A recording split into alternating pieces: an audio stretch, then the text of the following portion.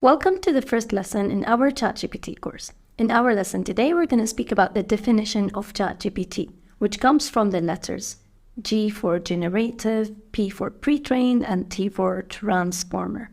This is an AI model that was done by OpenAI. It uses a cutting-edge deep learning technique, which allows it to take an input text that was written by the user and respond back as a human.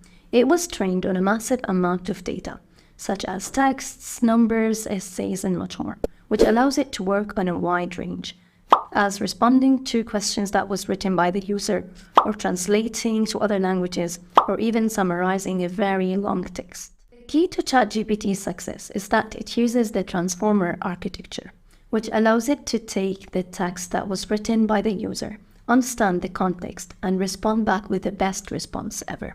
So to wrap up, ChatGPT is a chatbot, but it can actually help you with everything because it was trained on lots of data.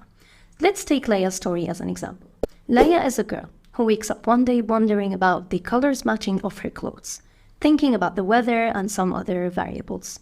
She goes to ChatGPT, starts typing a question, asking and giving ChatGPT the case, and ChatGPT actually helps her that day to pick her clothes in a good way. She finds it good, so she thinks about creating a mobile application to help her friends and family use the app that way. She goes back to ChatGPT, asks about how to generate the app, follow up step by step until she makes her application.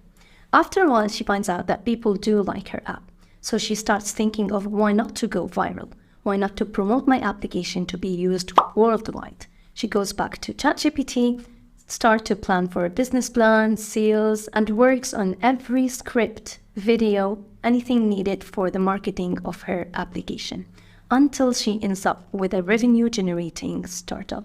I hope you understand what ChatGPT is from Leia's story, and in the next lesson, we're going to speak about how it works internally.